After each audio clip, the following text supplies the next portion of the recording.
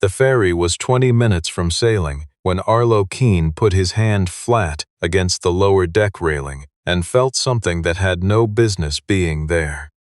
It was not the ordinary vibration of a vessel preparing to depart, the low, familiar thrum of idling engines that passengers absorbed without registering, the way commuters stop hearing the traffic outside a window they have sat beside for years. This was different, intermittent, a pulse beneath the steadier hum that came and went in a pattern too irregular to be intentional and too consistent to be random.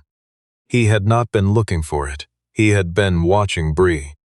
His daughter was 8 years old and had declared the previous night, with the solemnity of a child making a serious announcement, that she was not nervous about the ferry. She had said it with her chin up and her hands lifted on the kitchen table. The way she sat when she was trying to look more certain than she felt, and Arlo had let it stand without comment. He had learned, in the 4 years since he had been doing this alone, when his daughter needed him to believe the performance, and when she needed him to see through it. She was standing at the railing now in her orange life jacket, still buckled, because she had put it on in the parking queue and refused to take it off, watching the dock crew work below with the concentrated attention of someone memorizing a procedure they intended to repeat. The wind off Horseshoe Bay was cold for September, and she had pulled her hood up. The ferry rocked gently at the terminal as vehicles finished loading on the car deck beneath them. Arlo had not meant to put his hand on the railing in the particular way that turned it into a diagnostic act. It was just a hand on a railing. But when his palm made contact with the painted steel, the irregularity traveled up through his fingers and stopped him the way a wrong note stops a musician mid-phrase. He pressed harder and timed it. Not the hull itself. Deeper, rising through the structural framing from somewhere below the passenger deck, in a way that suggested a mechanical source rather than water or weather. He was still long enough that Bree turned from the railing to look at him. "Dad," he said he'd be back in a minute. He walked along the outer deck until he found a crew member, a woman in a dark navy vest with a BC Ferry's logo on the breast, moving with the clipped efficiency of someone working against a departure clock. Her name tag read Pamela. He flagged her down in the unhurried way of a person who has something specific to say, not someone who needs help finding the washroom. Arlo told Pamela Stroud about the vibration. He described the cadence of it, the location relative to the aft end of the passenger deck, the way it rose and faded in a pattern inconsistent with engine idle at rest. He kept it brief. He asked if she could have the engine room check the coupling alignment on the port shaft drive before they sailed. Pamela Stroud looked at him the way people look at things they have already decided require minimal engagement. She looked at his jacket, the old Carhartt canvas one with the frayed left cuff, and at Bree, still at the railing in her oversized life jacket, and then at the lineup of passengers behind him waiting to find seats. She told him the vessel had completed its pre-departure inspection. She told him it was probably just the car deck settling. She told him, in the tone of someone concluding a file rather than opening one, that passenger vessels did not sail with mechanical issues, and that if there were a problem, the crew would know about it. Arlo said, with the same even delivery he had used from the beginning, that pre-departure inspections were designed to catch known failure modes. He said that what he was describing was consistent with a developing bearing issue that would present intermittently at low RPM, and that standard inspection might not flag. He said he was not asking her to pull the vessel out of service. He was asking for someone to put hands on the port shaft coupling before they left the dock. Pamela Stroud drew a short breath. There were passengers nearby. 2 men in business clothing standing 4 feet away, a family with a stroller, a woman on a phone call who had paused it to listen. She told him, in a voice controlled enough to carry without appearing to be raised. The voice of someone managing a public situation, that they had a schedule to maintain, that passengers were not qualified to assess Coast Guard certified vessels, and that if he was feeling anxious about the crossing, she would be happy to assist him and his daughter back to the vehicle deck. The two men exchanged a glance. One of them smiled in the compressed way of someone enjoying a scene they are not required to participate in. Bree had come over from the railing. She was standing 3 feet behind her father, her small face half covered by the collar of the life jacket. She was old enough to understand that something was happening. She did not say anything. She put both hands into her jacket pockets and looked at the deck. Arlo felt that.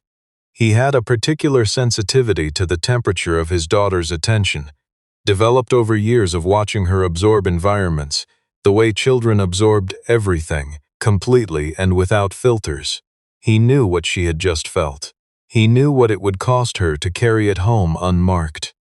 He looked at Pamela Stroud and said, without raising his voice, that he did not need her to trust his assessment. He needed her to pass the observation to someone with the authority and technical capacity to evaluate it. He said that if the port shaft bearing was developing the failure he suspected, it would behave very differently in the Strait of Georgia, under crossing conditions, than it did sitting at Horseshoe Bay with engines at idle. Pamela Stroud reached for her radio. She told the bridge, in the flattened tone of someone reporting a mild inconvenience, that there was a passenger on the outer deck claiming to have felt a mechanical issue and requesting that someone speak with him. The voice that answered was steady and unhurried. Captain Harris Callow had been running coastal routes out of BC ferries for 22 years and had in that time developed the specific temperament that long-service maritime command produces: methodical, unlikely to be pulled off course, but attentive in the way of someone who understood that the ocean did not negotiate with schedules. He asked Pamela to confirm the passenger's name. There was a pause on the radio.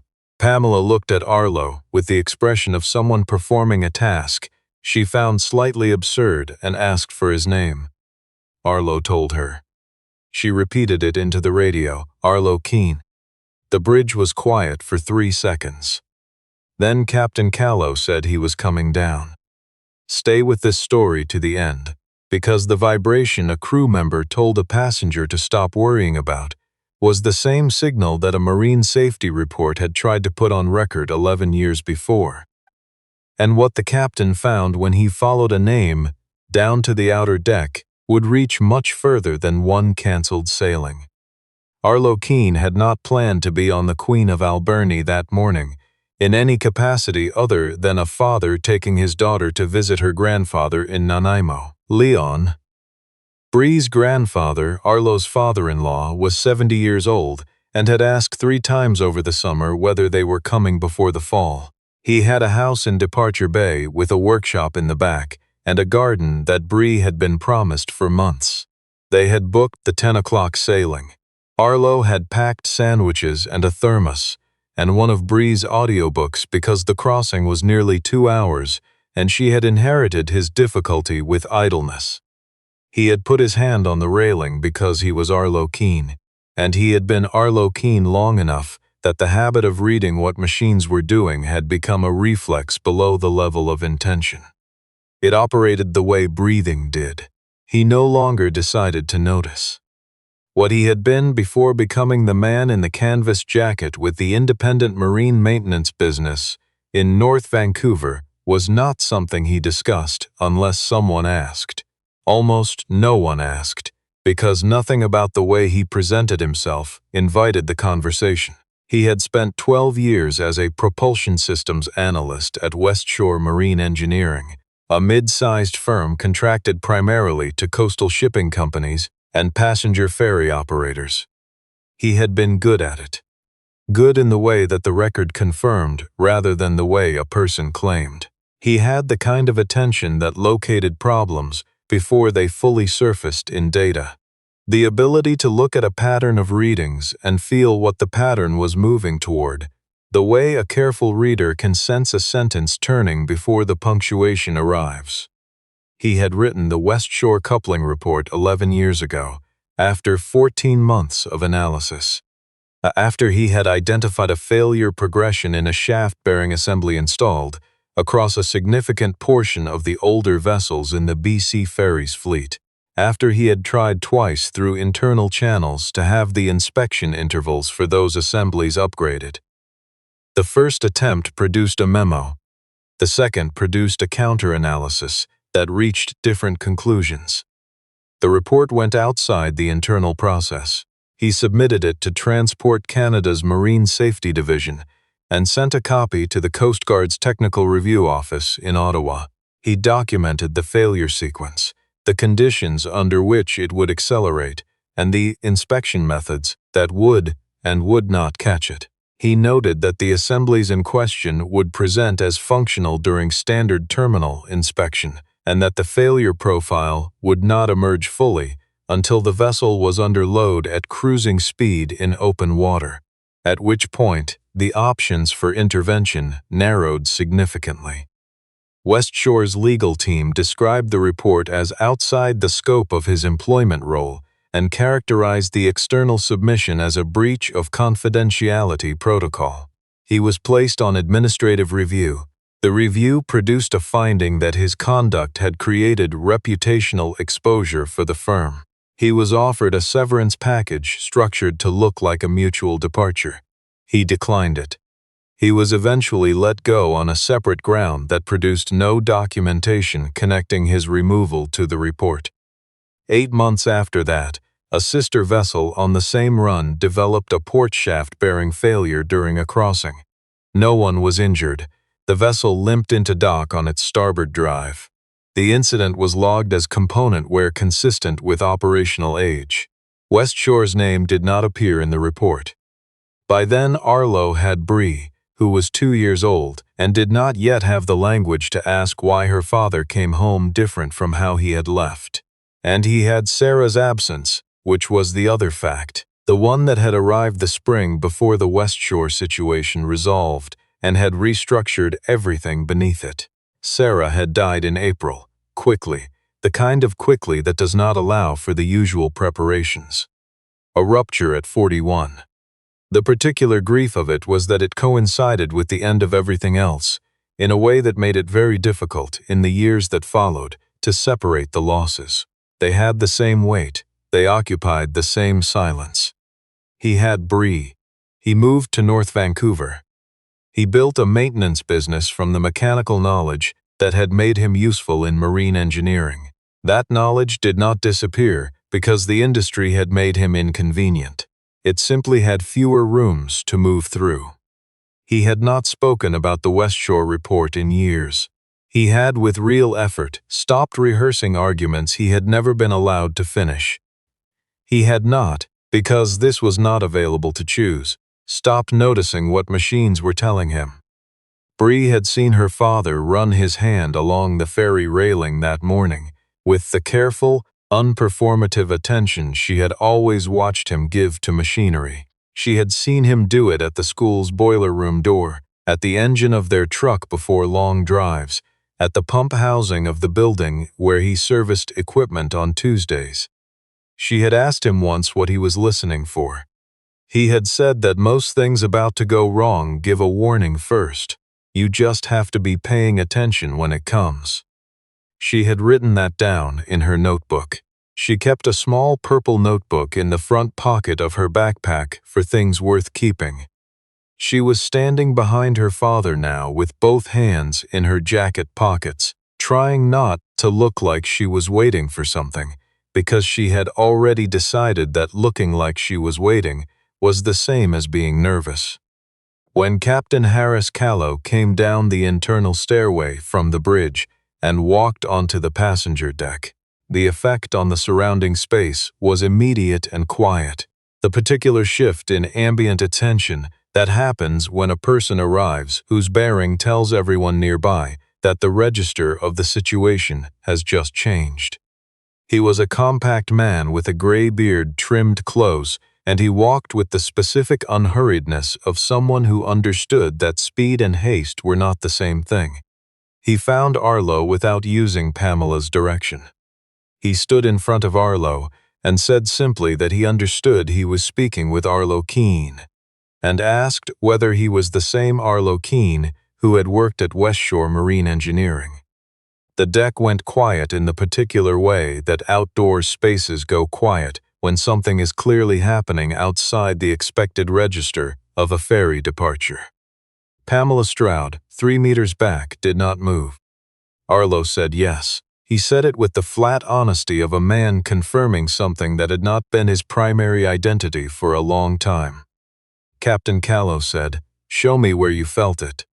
Arlo put his palm back on the railing and described the cadence again, not the way a man trying to prove himself explains something, but the way a technician provides a measurement. He described the intermittency, the structural pathway it was traveling, the point in the vessel's RPM range where he expected it would amplify. He said the source was most consistent with a developing wear pattern in the aft port shaft coupling, specifically the bearing housing interface, which under the pressure of a loaded vessel running at speed in open water would almost certainly escalate. Callow listened without interrupting. He asked one question about whether the irregularity had changed between Arlo's first contact and now. Arlo said it had not noticeably changed, which was in its own way informative. Early-stage bearing failures often held flat at idle and jumped sharply under load. Callow nodded once and turned. He told Pamela to hold the departure and radio engineering. His tone was not alarmed. It was the tone of a man making the next correct decision in a sequence, which was the only tone that served anything in maritime operations. Pamela held the radio for a moment before pressing the call. Her face was very still. The chief engineer, Daphne Roll, 15 years with BC Ferries, the kind of competence that did not need to announce itself, arrived at the aft port shaft access panel with a younger engineering tech and a diagnostic kit. She did not start with a visual inspection. She started where Arlo had started. Her hand against the housing, she was still for close to a minute. Then she asked for the acoustic sensor unit. What the sensor found was not catastrophic in isolation. It was not a failure that would have ended the crossing at sea. What it was the beginning of something. A wear pattern in the bearing housing consistent with misalignment under load, producing microfractures in the lubricant film that were invisible in standard terminal checks because standard terminal checks ran the vessel at rest. The acoustic signature was subtle enough at idle to be dismissed as normal mechanical variance. At 17 knots in the Strait of Georgia with the vessel under full passenger and vehicle load, the pattern would have had different properties. Daphne took photographs. She and her tech spoke in low, precise sentences. Then she told Captain Callow that the sailing was not happening on this vessel today. The bearing housing needed to come off, and the shaft coupling needed full inspection before the Queen of Alberni moved under its own power again. She said one more thing. The component carried a maintenance code corresponding to a service bulletin issued to BC Ferries 8 years prior, upgrading inspection intervals on this specific assembly series. The bulletin had been implemented, but on this vessel, it had defaulted to the base inspection interval rather than the enhanced one, because the bulletin's language had implied the upgrade without mandating the specific timeline. Several inspection cycles had passed over exactly what the enhanced protocol was designed to catch. Colette Pruitt, Transport Canada's Marine Safety Officer for the BC Coastal District, arrived on site within 50 minutes. She reviewed Daphne's photographs and the maintenance log entries and asked Captain Callow a series of structured questions that left no ambiguity about whether this was a routine follow-up or something else. She asked to meet the passenger who had identified the bearing condition. She found Arlo in the passenger lounge with Bree beside him. Bree's notebook open on her lap, though she was not writing in it. Colette introduced herself. She told Arlo she intended to cross-reference the maintenance bulletin deviation with an older document she had encountered early in her career. cited in a safety audit footnote she had never thought much about since. A technical submission from a West Shore analyst named Arlo Keene concerning coupling assembly failure profiles in coastal passenger vessels. She said that if the inspection deviation was consistent across vessels sharing this maintenance pool, the scope of the review would need to be significantly broader. Arlo listened to this and felt something he did not have a clean name for. Something in the range of recognition, of being in a room finally organized to contain what he had been carrying, rather than to root around it. He had not come to Horseshoe Bay that morning to be vindicated. He had come to take his daughter to see her grandfather and to eat one of the sandwiches he had packed before they crossed the water. He had bought economy deck tickets because that was what made sense. He told Colette what he thought needed to be said. He said the bulletin deviation was unlikely to be unique to this vessel. He said the operational habit that had produced it, defaulting to the shorter inspection pathway whenever the language permitted, was environmental rather than individual, and that any review focused on a single maintenance log rather than the culture that created the deviation would produce a finding without a fix. Findings without fixes recurred. Colette wrote this down in the deliberate way of someone for whom note-taking was not a courtesy, but a practice. She was the kind of person who wrote things down, which Arlo recognized as the qualities shared by everyone in this field he had ever trusted. He said, half to himself and half to the room. Most things do not fail because of one warning being missed. They fail when enough people decide that small warnings are not worth slowing down for. Colette did not improve on that. The replacement sailing was delayed by 2 hours and 40 minutes. Passengers were directed to the terminal building. A man who had missed a connection spent a while being audibly unhappy about it at the counter, and then was not. Pamela Stroud found Arlo near the terminal windows while Bree was at the cafe counter deciding between a muffin and a granola bar. She had spent the past 90 minutes deciding what to say, and had arrived at the conclusion that whatever she found would be inadequate, not because the words were wrong, but because the gap between what had happened and what she had done was real, and words did not close that kind of gap. She had been on the BC Ferry's deck for 9 years. She had in that time built, without consciously constructing it, a working taxonomy of the passengers who were difficult. The anxious ones and the controlling ones. The ones whose difficulty came from fear of their own smallness on a large vessel, and the ones whose difficulty came from something else entirely that just happened to be expressed on a ferry deck. And she had placed Arlo in that taxonomy the moment she registered the jacket and the small girl in the oversized life jacket. She had been managing a pattern. She had not been listening to a person. She said, "I didn't know who you were."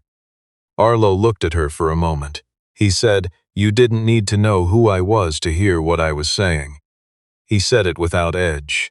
He said it the way a person states a principle that has been tested enough times to no longer require emotional emphasis. Pamela was quiet. She had prepared for a version of this conversation where she apologized and he accepted it, and the transaction was complete. She had not prepared for the sense that the conversation was about something larger, about the habit of sorting people before listening to them, and what that habit costs when the sorting is wrong and the window of time is narrow. She turned and apologized to Bree directly. She had not planned to do this, but once she started, it felt like the part that had been missing, the part that acknowledged a child, had been standing there when her father was made to sound foolish in public, and that the child's experience of that moment was its own separate thing that deserved its own address. Bree looked at her and said, "It's okay." She said it in the way children say things they mean at a level deeper than the words allow. Arlo told Pamela that if she wanted to do something useful with what the afternoon had produced, the most useful thing was not the apology. It was the adjustment. Specifically, building the reflex to pass a safety observation upward rather than contain it at the first point of contact, because the first point of contact was not always where the relevant expertise was located. Pamela said she understood. Arlo said that what she did the next time a passenger said something that made her impatient would be a better measure of understanding than what she said right now. She absorbed this without deflecting. She said quietly that she would not dismiss something like this again. He said, "The next one might not wait for you to be ready." Captain Harris Callow found Arlo at the boarding gate as the replacement vessel began to load. He extended his hand and told Arlo that 3 years earlier, he had used the West Shore coupling report in a safety briefing he delivered to junior officers covering vessel structural integrity. He said that reading a technical document about failure mechanics was one kind of education. Watching the person who wrote it locate the same failure type with a hand on a railing before a morning departure was a different kind entirely. Arlo shook his hand. He said the report had never been the point. The point was the bearing. The bearing had been doing what bearings did, accumulating wear against an inspection schedule that had drifted, for reasons that had more to do with operational habit than with anyone's intentions, toward the minimum threshold rather than the appropriate one. The report had been the attempt to say that clearly before the bearing could say it for itself, in a way that left no room for interpretation. Callow nodded once. It was the nod of a man who understood exactly what was being said and had no improvement to offer.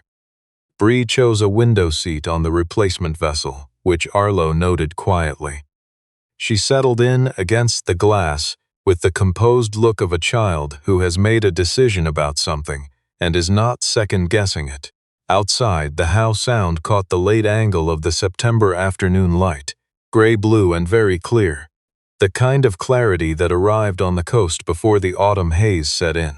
The mountains were still. 2 K-acres moved in slow parallel near the breakwater. Arlo sat beside her and ran his hands once along the seat armrests, the habitual self-orientation of a person who notices the physical world he moves through.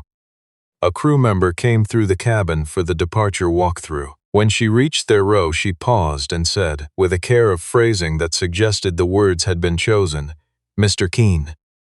"Not sir, not a functional placeholder, his name." Bree noticed. Arlo noticed.